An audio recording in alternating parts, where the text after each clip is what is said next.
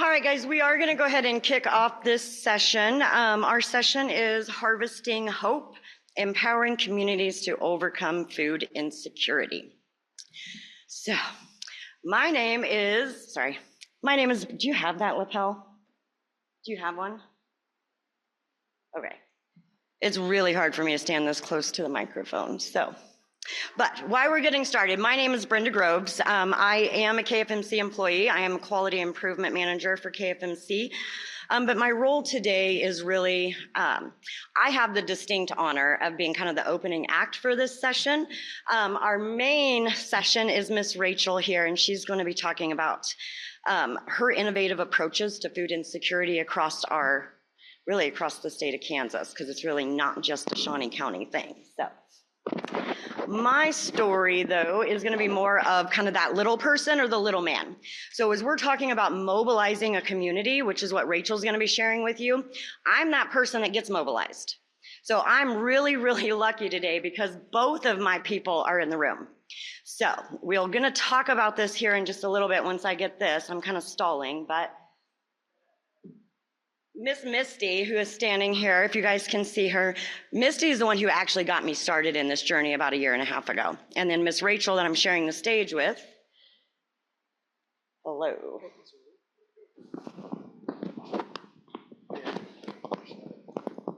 Perfect. Fantastic. Is that better? Much better for me.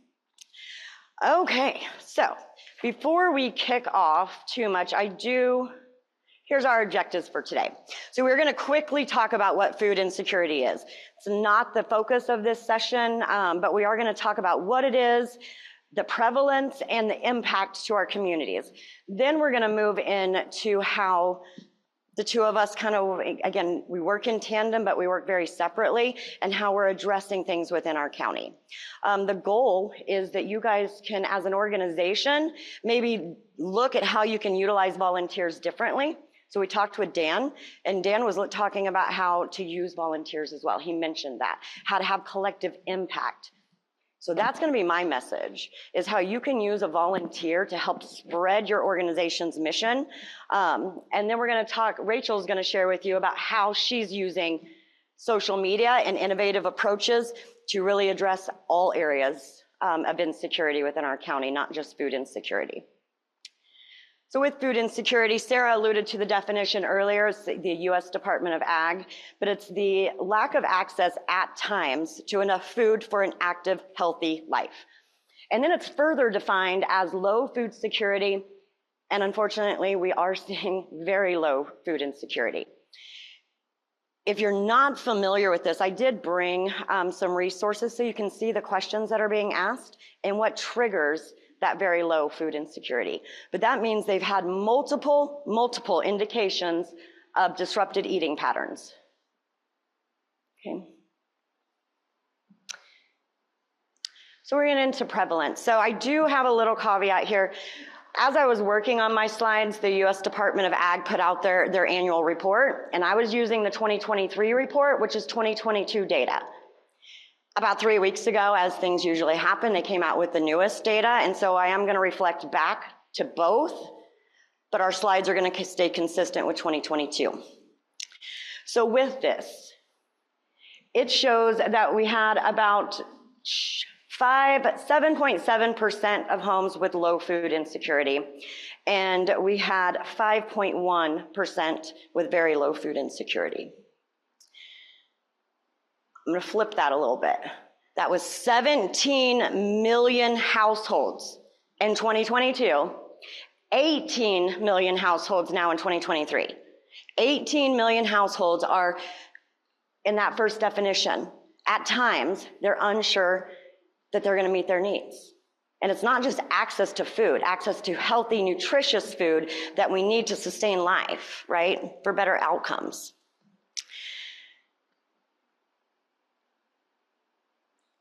In the more severe range, that 5.1%, that's pretty drastic.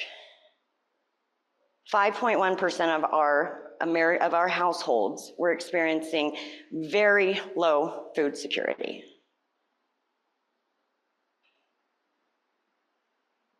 This is still 2022. It's from Feeding America. It's your national picture. There's nowhere that's not seeing this issue. And that's one of the things today I want to talk about too is, bias. We all think we don't have this problem within our communities. So I'm going to share some of those lessons as we go through as well. But I can't move on without pointing you to what you see on the right. And that's our food insecurity among our children.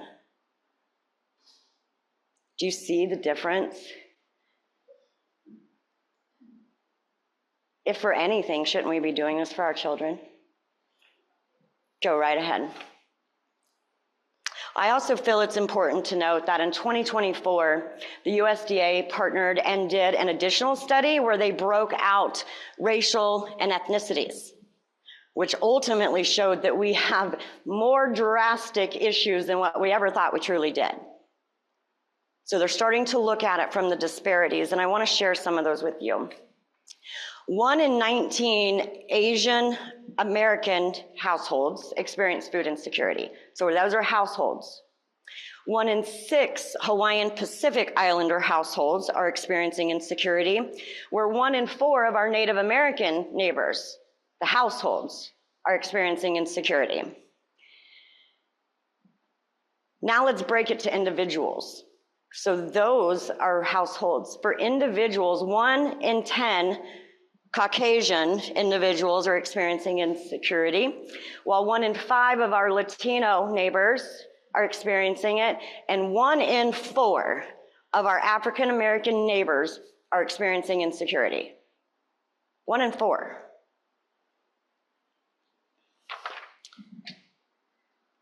This is Kansas. Do we have anybody from our high-risk counties, Barber, Chautauqua, Crawford, Montgomery, or Wilson? Yeah, those are your top 5. Okay.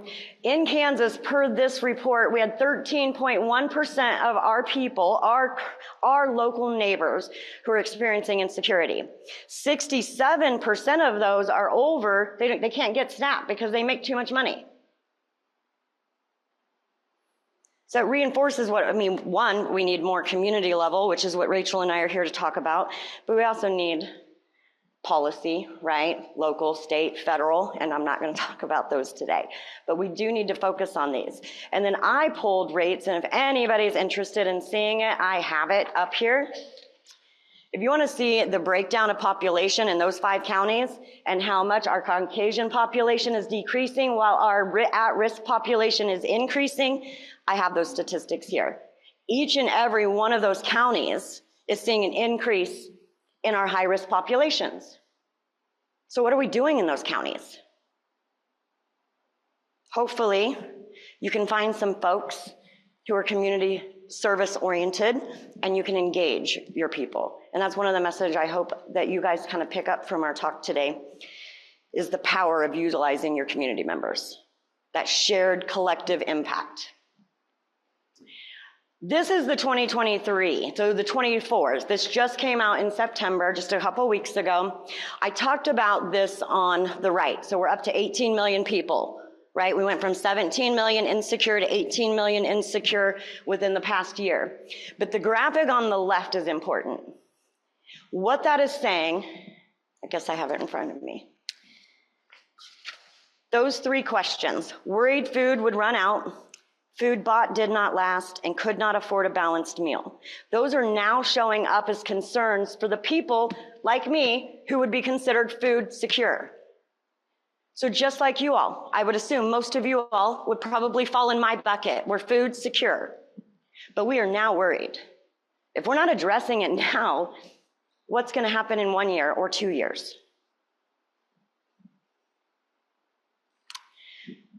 Yes, it impacts our communities on multiple levels. 1, health problems. Again, our children. Hungry children cannot function at 100%. So it's affecting our children. I work with older adults and I focus on Alzheimer's and dementia care. That's kind of my other catchment area. And we're learning the power of nutrition when it comes to cognition later in life. When I'm really trying to work with my folks and keep them engaged at home or within their own life, making decisions, we focus on nutrition. So it's there. That negative impact is there for everybody in our community. Economic strains, healthcare systems, as well as social consequences. In our neighborhoods that have higher rates of insecurity across the board, you also have higher rates of crime. So it does matter. Access to food is a human basic right, but it also has a lot of negative impact if we're not addressing it properly. So, all that aside now, what we're here to talk about is our approaches. As I've mentioned, it does take a multi-pronged approach, right? You need policy, you need big companies, right? You need all these players, but you also need, again, folks like Rachel and I, who are willing to get out there and do this work and help share and spread an organization's mission. So this is where we get personal. I get a little anxious because I don't usually talk about myself in this capacity. But here is going to be my story. And I don't really know why I need my notes for this other than I'm a little bit nervous. But as I mentioned, my trusted messenger is right here, Misty. Misty, will you raise your hand? Misty and I had never really met in person other than me giving money to her privately. Because when I started my journey, Misty would say, we have unhoused friends who need a hotel. And I'm privately writing a check or giving food. I didn't want to be seen. It was private. How many of you guys do that work in private? Right? It's not for the glory, you're just doing it. But it was easier for me to give and go home without seeing. It took me a while to figure that out. But it was easy for me to say, I did, but I didn't see the pain. And then I went back home to my pretty little house and my wonderful family and my dog, right? So, this would have been, what, a year or so ago, 2 years ago. We're about 2 years in this journey. So I was in a place post-COVID. COVID was very difficult. I think we all had mental health challenges after COVID. In the midst of that, I'd also lost a foster kiddo. So not because of anything I did wrong, but it was time for this kiddo to go back to her mom. I was broken. I think that's probably the best word to say is broken. So when Misty reached out and said, we have an opportunity, I need somebody who's willing to teach a trauma-focused class to these children living at a shelter so that they understand how to cope with daily struggles. That was me. That was my first step into public service, front-facing. So I think Misty, because that whole journey has kind of came from that. Within that class, I was doing the best I could. Misty moved on to bigger, better things, leadership changes. Those affect us volunteers too, right? Make sure you have the right person in the right place. But through that, it was great. It was self-serving, right? I was doing what needed to be done, but we were not connecting. So then I started bringing food and giving food. Then we started to blossom, right? Those seeds were being planted, and they were starting to trust me, but we weren't connecting till I started giving food during class. So as we were sharing food, they're trusting me. We're breaking bread together. That was my moment. That's when I started to see that these children needed more. They couldn't have the white lady walking in who's well-dressed and well-resourced with her Starbucks coffee. There was no trust there. I wasn't meeting them where they were, and we weren't bonding. So we started pivoting, and I started seeing the magic. That's what got me really thinking about relationships and food and how important that connection is. Everything in my life, you have a funeral or a celebration or a grad, everything has food, right? So food was the key for me. That's what I was learning. And then a couple things happened in tandem. And we'll get to that here in just a minute. But then this night happened. So I had this idea and I took it to my bosses that be, and we're going to talk about that here in a minute. But then this night happened. So December 12th of 2023, I'm at the shelter. We're working. I'm overwhelmed, right? It's just me. all these kids. I had no other support system. And this parent comes up and she's ready to help me work. And she starts talking. And that's when I saw in real time the importance of meeting them where they're at, having a trusted messenger, as well as cooking, skills, purpose. We'd already been discussing it, but then naturally, as the universe works, things just fall into place. And here we are, which reinforced that the mission and the path I was on was the proper path for what needed to be done in my community. This was something that I could do. So one day I'm scrolling through Facebook and I see this lovely grant from the Kansas Volunteer Commission. And I wanted it, right? So hadn't done this before, wasn't sure what was gonna happen, but I had this fire, right? That seed had been planted. So I took it to my bosses. They said it was a great idea, let's go for it. So we applied for the Kansas Volunteer Commission to do a Martin Luther King Day of Service. And it was amazing. So the lessons I had learned, one was food. Another lesson I kind of forgot to share from the last slide was purpose. These kids were tired of people doing for them. They wanted to have meaning and purpose in their life. And so I learned that in class and started giving tasks, and I could see the kids light up when they had tasks and responsibilities. So that's what we built into here. We wanted life skills, which was cooking. We wanted nutrition, but we wanted our children to have purpose and meaning and to give back to their community. So our goal was to have an intergenerational lunch where our kids would work with these chefs. They would cook the meal, they would serve our elders, and they would sit and break bread with them. Well, the weather didn't like us, just like the weather didn't like us today. And we shifted and we pivoted, but we're all really good at that. And our community partners believed in what we were doing. So we pivoted. And we still had the most amazing day. We still had 15 youth volunteers. This is when like Topeka went in a deep freeze and we went into a water boil advisory all on the same day we were having this event. So we couldn't safely cook, we couldn't safely get people out, but we pivoted and we made it work.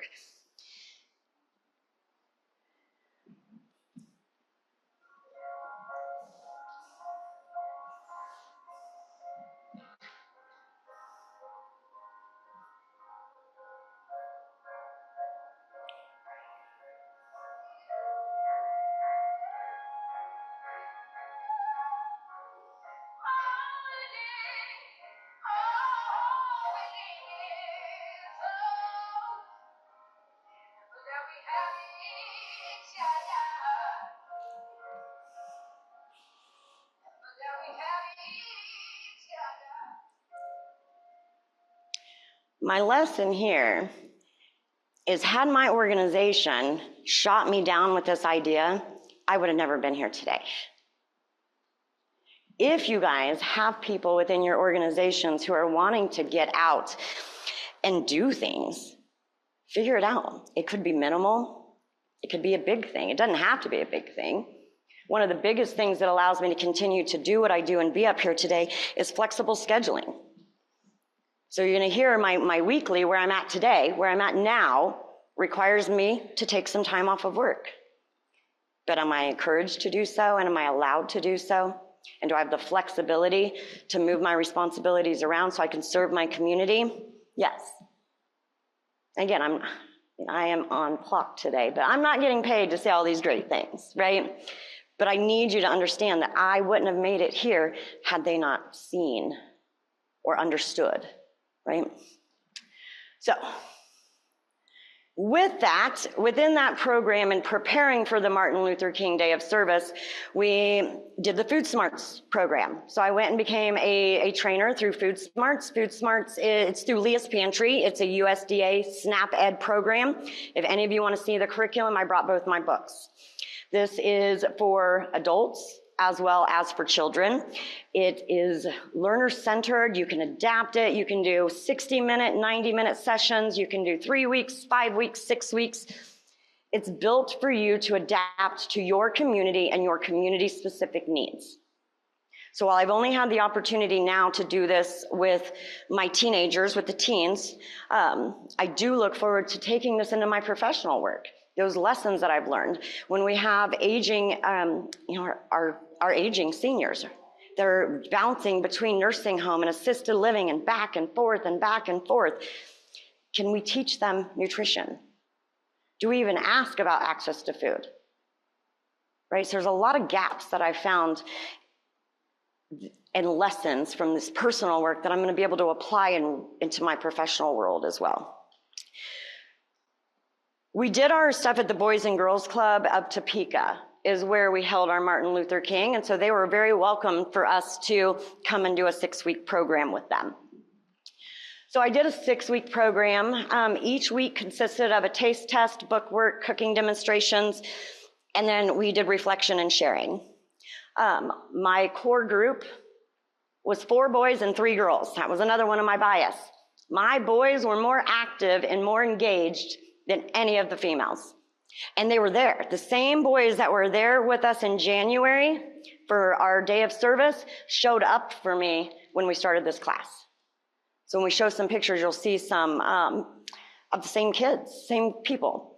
Our outcomes were, it's only 3, but 30% of them did report less sugar intake. 60% said they cooked a recipe at home. And again, 70% attended. But all of the 7 who attended every week are waiting for another class. They're excited. Okay. So we're going to go through a couple of different things here. There's a few, every week was memorable, and every week has its own pros, right? But there's a few things that I really wanted to share. One was the farm to table experience, because this is something that I think that we're going to hope to take into 2025. Most of these kids hadn't experienced this before. So we're talking one week about mapping out the grocery store and what's healthy and how all the healthy foods on the outside and the bad foods on the inside. And we talked about farming, and the kids wanted to talk really about planting herbs. One of them, their moms had like a sage and mint and stuff. So we had talked about gardening. And then again, natural progression of things. I came across a friend who had a farm and he was harvesting. And so he said we could use it. So my kids naturally ended up having an opportunity to have a farm to table experience. We harvested it, we picked it, we cleaned it, and then we ate it. Some of the lessons here, nobody wanted to eat it. That's why it's here. This was my funnest week because we went from, ooh, that is gross, to, oh, I really do kind of like it. So nobody wanted the fresh, not nobody. No, they weren't interested in it at all, not at all. They didn't really care for the pizza bites that much, but the veggie chips, we didn't have any left. So they loved it then, when they could dip it in marinara and ranch sauce. So we also took that opportunity to then also talk about different diets. So I'm a keto person, and so I don't eat like breadcrumbs. So we talked about other ways that you can adapt certain recipes in case you have certain types of diet restrictions or diet preferences. So this class, while it was scheduled to be peppers and taste test and some other things, we really got to enhance this session. And we had a lot of laughs, because again, that was the session that most folks were like, oh, Miss Brenda, why did you bring that? They were not excited at all, but we were happy at the end. I'm going to pause on this one for just a minute.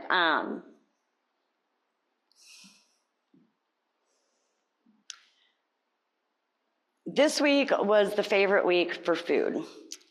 We made pita pockets that had peanut butter, bananas, and apples in it.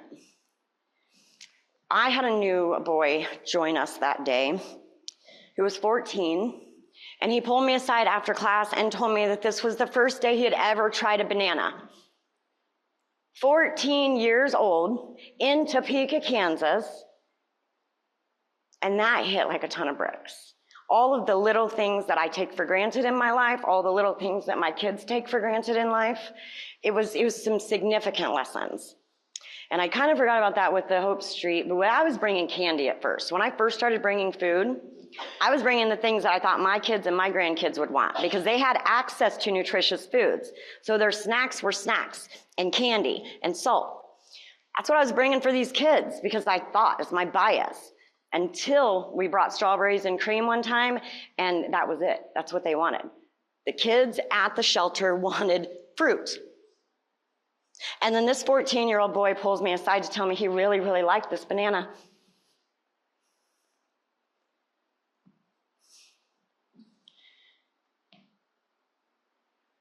So my little girl here on the left, she was with me the whole time.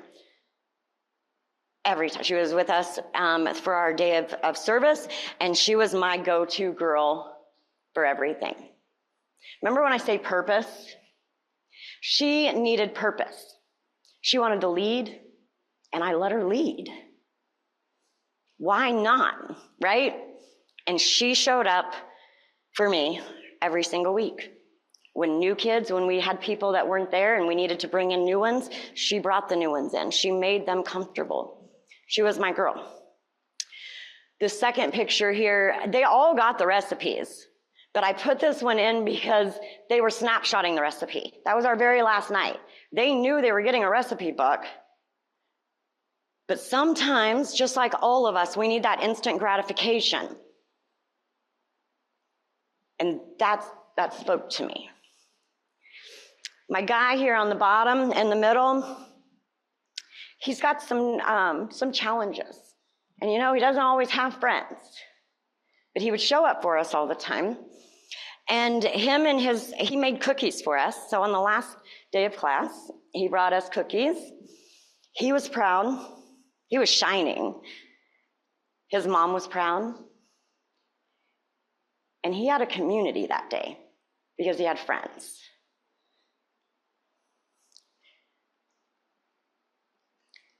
He also shared that day some of his negatives. One of the things that we wrapped in, because Food Smarts is a trauma-informed program, as well as that's where I have some training. So we wrapped kindness into everything. What did you do this past week that was kind that you didn't have to do? What was something that somebody else did for you this week that you didn't have to do, and how did it make you feel? And sometimes we talked about difficult stuff, but my leader just knows how to lead, right? And so as we were hanging out and this little gentleman is sharing some rude times, my girl breaks out into song. So we were making homemade ice cream, and her little friend here started talking about how people were not nice, and so she just busted out in song to shake it off. Just shake, shake, and shake it off. These kids changed me. Right? It's just amazing. So many lessons. That ended probably back in July, the end of July. And life happens. 2024 has not been an easy year, right? So I found myself back into a rut and not doing well and not serving. And then here comes that lovely trusted messenger again. To be like, hey, I've got an opportunity. I would follow them anywhere. Again, we just really are meeting personally today. But the way she speaks about her people, the way she's transparent, and the way she fights for people, I would follow it anywhere, both of these ladies. So when she says, here, maybe this is what I need. Again, the universe works in funny places. It's just crazy ways. I am not here to promote one company over another, so I'm going to have them show what Scent does through that link. It is WIBW, so we may have an ad at the very beginning. Hopefully we don't, but no, that one, the one on the bottom. Yep.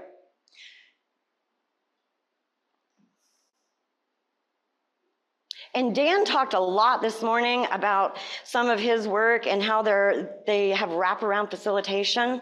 It's what they have here at Scent. Scent is amazing. And I know I'm only here to talk about food, but let me tell you the stuff that I've got to do here. I've gotten to distribute Narcan. I've got to educate on it.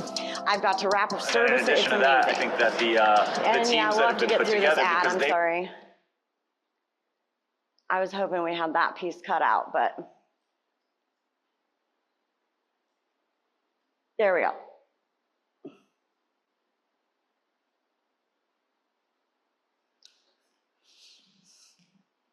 Of a new food pantry today, 13's Claire Decatur fills us in on the new Southside filling station.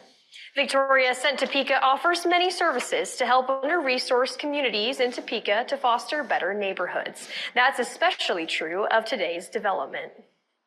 Since I retired, money's been a little short. Several community members have already found great use in the new Sent Topeka food pantry. Little things that I'm just about out of, it's like, you guys had it, and I'm able to get it. Sent Topeka launched the Southside Filling Station Tuesday, open to anyone who needs assistance with household needs. We're not doing income restrictions or putting people through a whole bunch of hoops because that lowers the dignity of a person.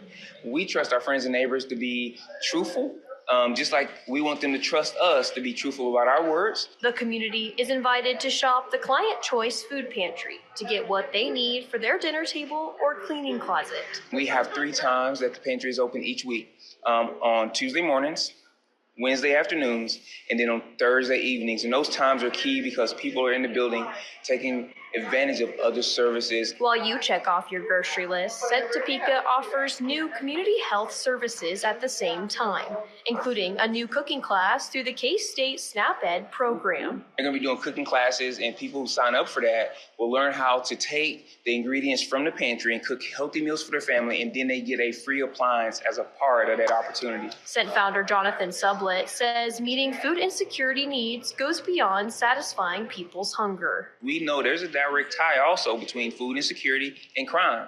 And so Clemson University did a study that shows a 1% increase in food insecurity can lead to a 15% increase in violent crime. We have seen a decrease in crime in our neighborhood over the last 6 years. We want to continue that trend. Sent Inc. is located at 455 Southeast Golf Park Boulevard. If you would like. So again, I don't want to highlight one over another, but there was key words that caught me, the reason I ended up there. They don't screen for income. We all need it. Why make me feel bad? I'll tell you the very first time, and it was just everything they said here, the way he spoke about his people, right? We're gonna walk alongside our neighbors. It's that type of language and verbiage that speaks to me. Again, that's how I got to my messengers. The way they spoke and fought for their people. So once this came across and I saw this, I was there. And let me tell you, I get super, super excited when I get put on the schedule. I actually will show up if I'm not on the schedule because I really love it there. So I threw this in because I want to so we can get to Rachel. The Oasis. So it's in divine intervention. Again, we'd already planned the theme of this when Jonathan put out a post, how they are a food desert. The red stars are the grocery stores. There's a lot of U markets and the the cultural little markets on the corner and what we call the U market and the Dollar General. But there's 4 grocery stores in that area. That's it. These are the zip codes. So in those 4 zip codes, in the 66607, there's not any. At least not that pulled up for me.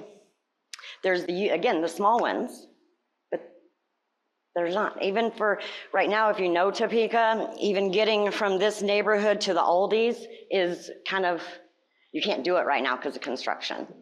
So it's very, very difficult for our people. 181 folks that we served had a household income less than $20,000 a year. But I will tell you, last week, I served folks who have a higher level of education than me. I served families that have 2 adults who are working good jobs, who were still nervous, and they showed up to see me last week. Remember that graph? All of us are at risk. Your neighbors, your family members, we're all at risk. So as I close you up, take a seat at the table. This is why I'm still here, okay? They gave me a seat at the table. When I get there every week, I get to check myself in, right? I get this nice little name badge, and they give me gifts.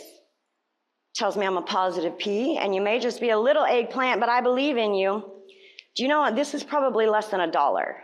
And I still chose to represent this today here because this means something. Okay, tap into your people. And again, inclusivity. So I showed up on my first day wearing my fancy Calvin Klein pants and my heels and that fancy little shirt. That was me on my first day. When I walked in, they treated me as if I was there to shop. They don't see color, identity. They saw me as a human being walking through the door and did not make me feel guilty. They didn't treat me that I was there to volunteer or work. They actually sent me down to go in the intake line, which I thought was amazing. So my final thoughts. One, relationships and socialization, right? So do your programs focus on socialization? We've learned recently that socialization or the lack of can be just as, put you at the same risk for premature death as smoking 15 cigarettes a day. So make sure your programs also include socialization and you understand the importance of relationships and trust. And then checking your bias. And again, inclusivity. I've only had one opportunity or one time throughout my time where I was treated very poorly and I was not shown grace, or I wasn't shown grace during that period of time. Had that been early in my volunteer career, I would have walked away and never came back. Already kind of gotten my footing in, so when this happened, I was ready to push forward. I didn't take it personally. But make sure for you guys who are going to engage community members that you're meeting them where they're at and you're being respectful. This is new to them, so give them some grace. And then showing up for them. So I'm going to close on that note of showing up for them. There was one week, it was week 4 of my Boys and Girls Club. I was coming in from Arizona. I was tired, I was emotional. I'd been gone for 5 days. I did not want to go to class at all. But I did because it was scheduled. I get there and the Boys and Girls Club had bought frozen broccoli instead of fresh broccoli, and they can't make broccoli salad with frozen broccoli. So I'm crying. I'm telling the guy, just tell the kids they don't have to come down, right? I thought they were there to cook. Let me tell you, my kids showed up. They showed up for me. They knew we were only doing book work and talking kindness, and they still all showed up. So it wasn't the food. It was their time and the relationship that it was our time together. It was powerful. So again, show up for your community and your community will show up for you. I really thank you guys for being with me today. I will come back up after Rachel speaks, but I want to make sure Rachel has her 30 minutes. So I'm going to have Miss Rachel come. You can come on up. I was going to go into a nice little speech about Miss Rachel too, but I'm going to let her tell you about herself. But I did want to end before I end with one quote. Okay, so this is, what is her name? Alice Walker, who wrote The Color Purple.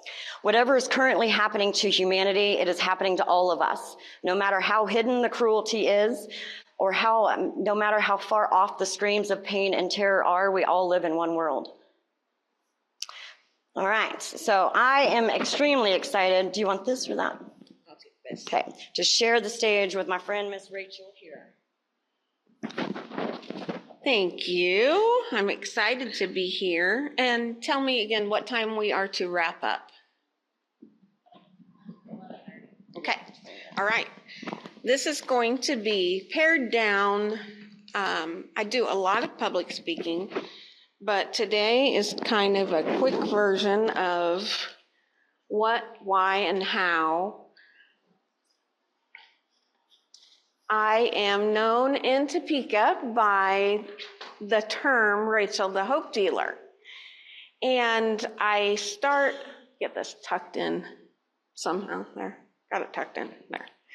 I start by telling people that hope dealer is a term, if you haven't heard that before, it's widely used in communities of recovery.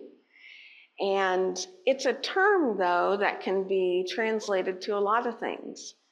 because I explain it like anything that we've been through and we've overcome it and got on the other side. We all have lessons learned, things like that. When we reach our hand back to the next person, that's a hope dealer. Any of us can be a hope dealer.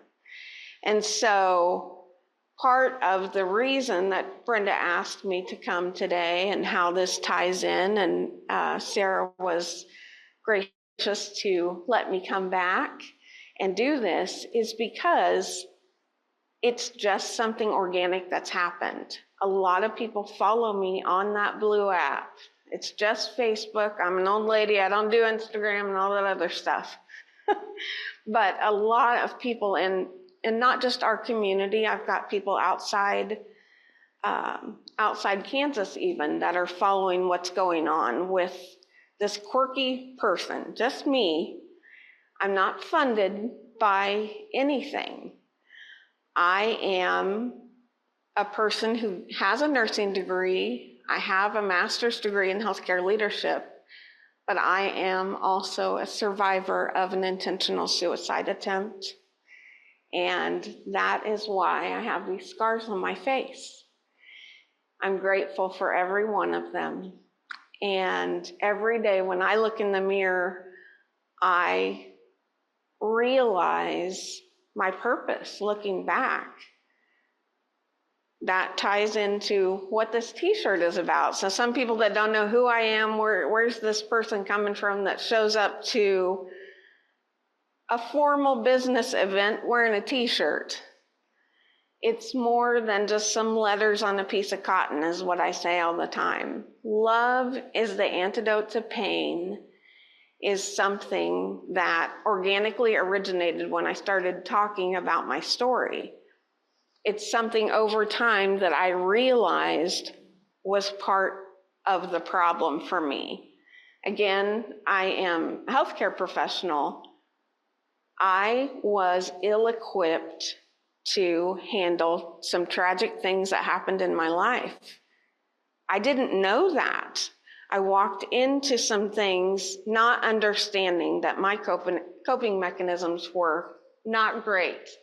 And so I preface all this by saying that because any of us, as busy healthcare professionals and parents, whether you have a spouse, you're on your own, we get caught up in this work environment where we have demands at work and we want to fulfill those. We've got demands at home. And I'm a person standing here on the other side of the fence saying, just listen to me. I'm reaching my hand back as a hope dealer to say that we all just sometimes need to slow down. And anybody could be in my shoes. I am now on disability.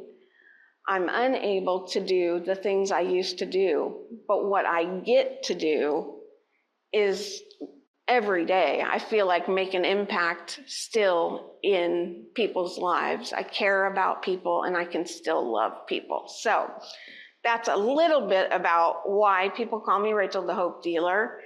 And it ties into the food insecurity piece and why this is going on, because every day I get to give an example to people of something on the other side, reaching my hand back, that would have helped me.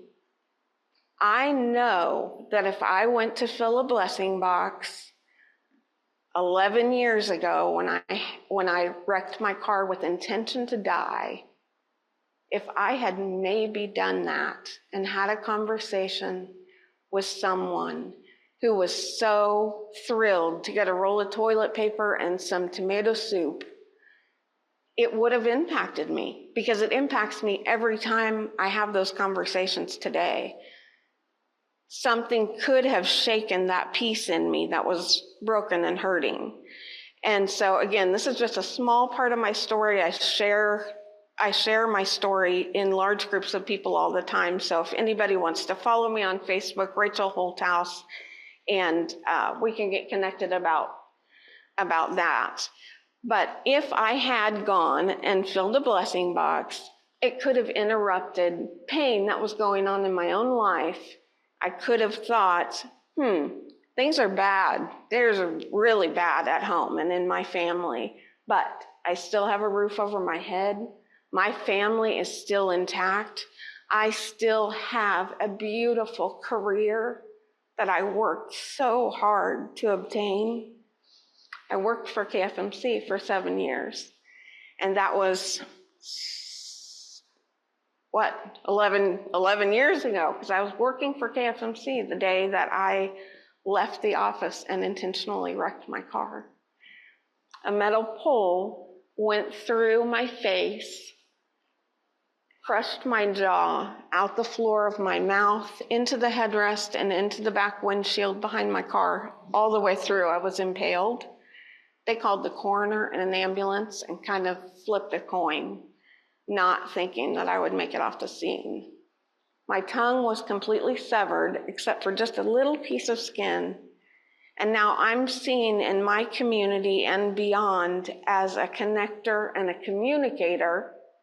When I couldn't even talk at first, I was lucky to still be alive, blessed to still be alive.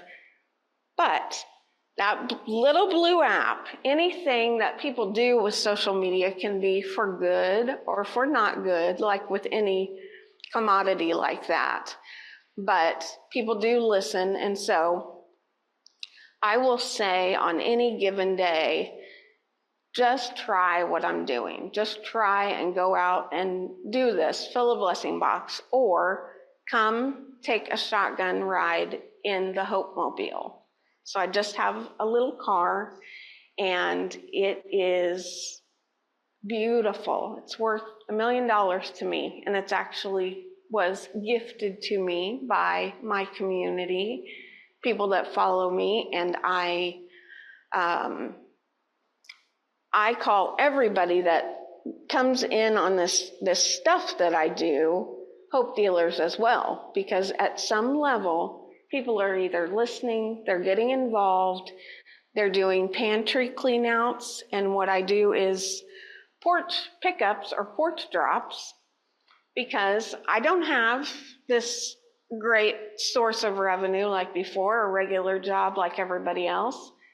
I came home at 14 years old and asked my dad, who's FICA and why'd they take all my money? People hear me tell that story all the time. But I do say that because I'm on the other side of the fence. I'm a recipient of disability. I'm a good steward of that money, and I want to be an active part of my community in doing these things. And that's rationale behind why. You advanced it. Okay.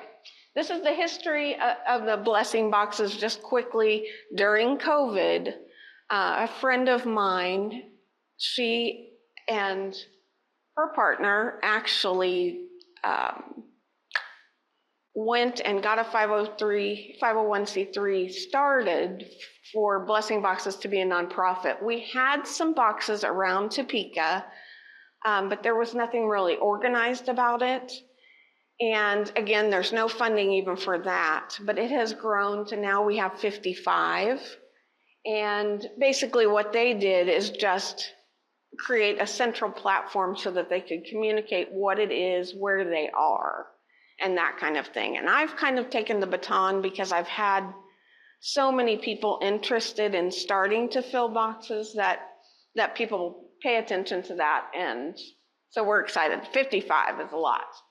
This is a little story. Nicole and Kyle. Nicole is somebody that's followed me and I consider her to be a top city hope dealer. And she listens to me as this being an intervention of my own mental health. So again, rewind to 11 years ago when I had great health insurance, I was employed and had access to treatment, had access to counseling, mental health stuff, all those kind of things. None of that stuff helped me really. This is mitigating issues that other people can have by coming with me. And Nicole is an example. She tried it.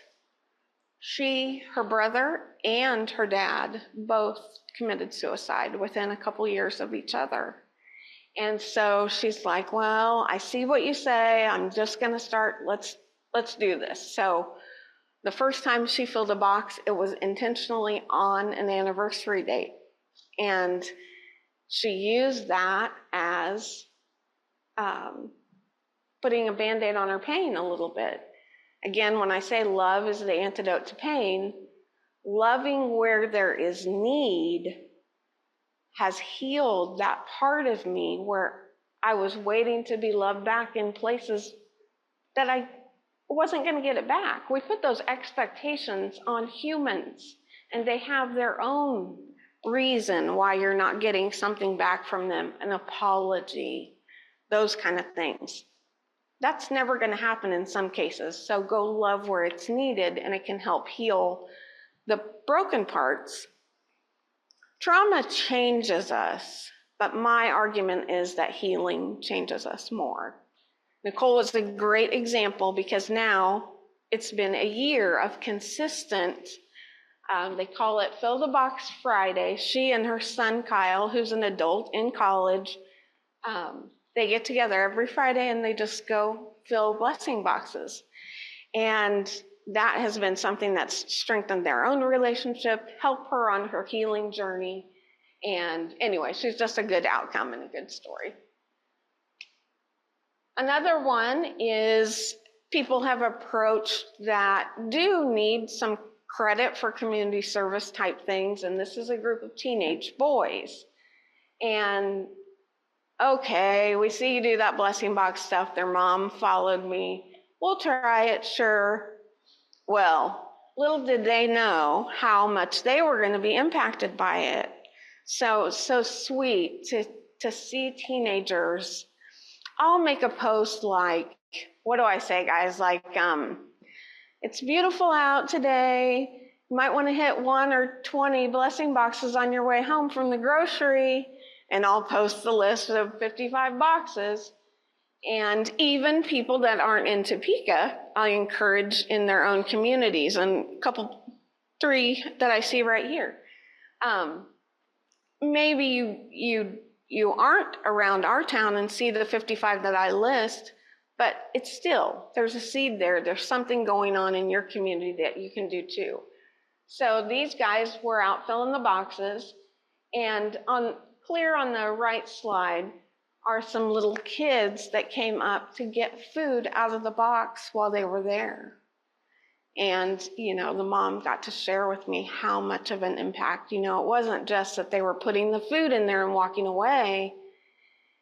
Often when we fill these boxes, they can become empty while you're standing there.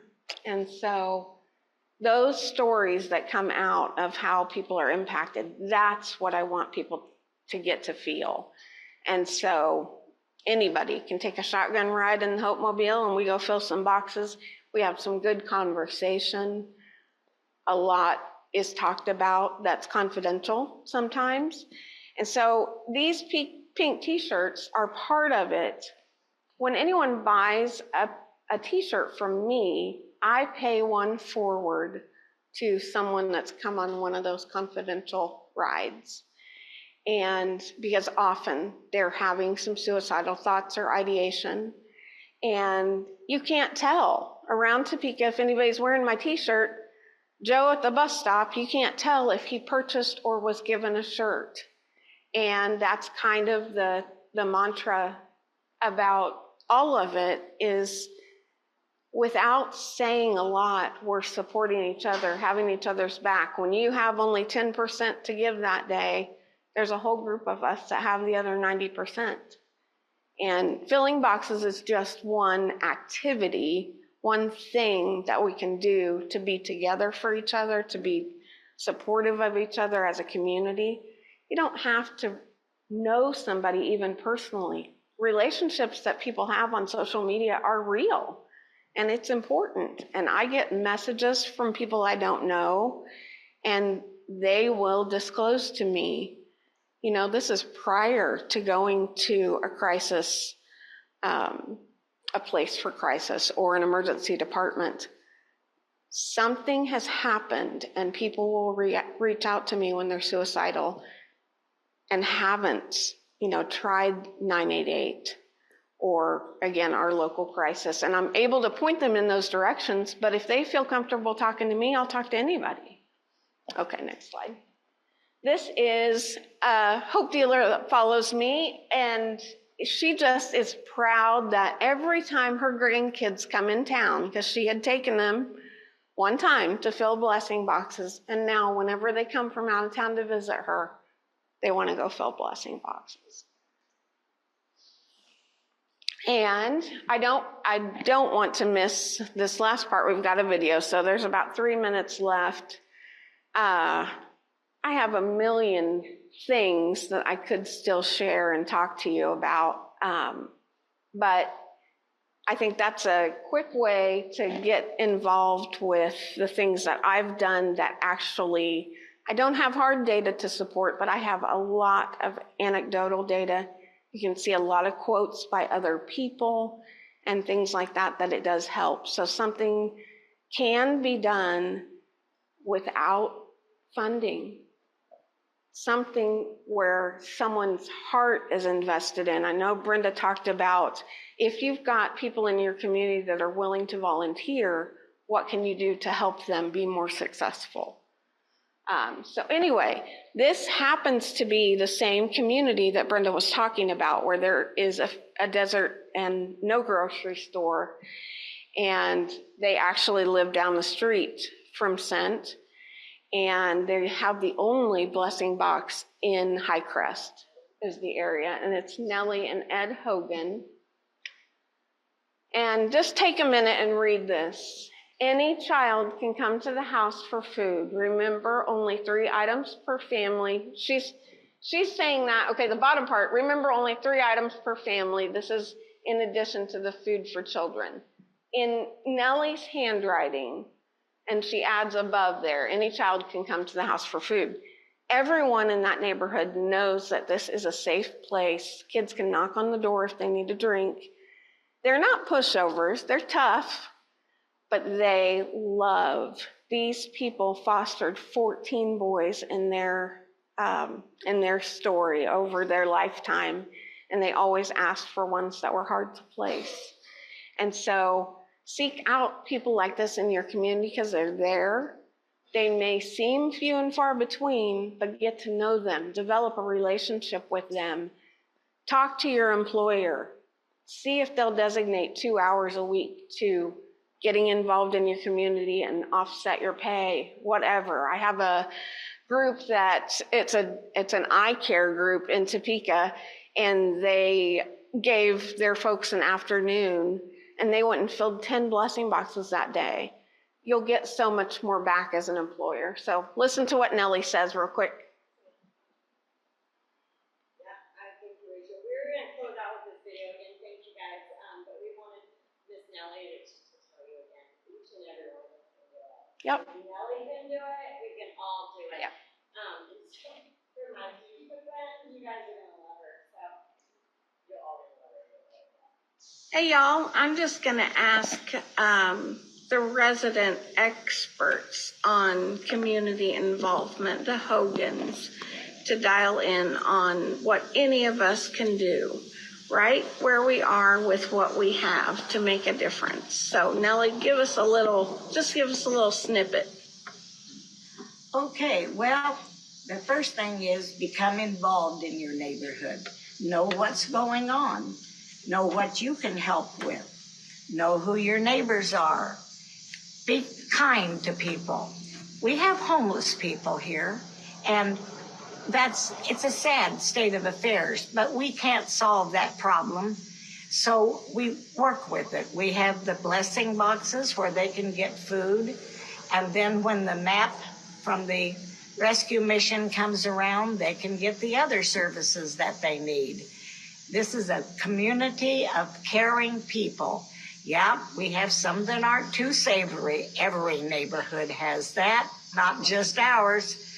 But I would tell anyone to feel safe, come in here, look at our new homes, look at our people, And you'll see this is a good neighborhood. It's no longer the dirty South, it's the new South. Yes, you can stop it now. Amen. And that ties. So she does go in to say a few other things, but Ms. Nellie is amazing. So with that, guys, thank you very, very much.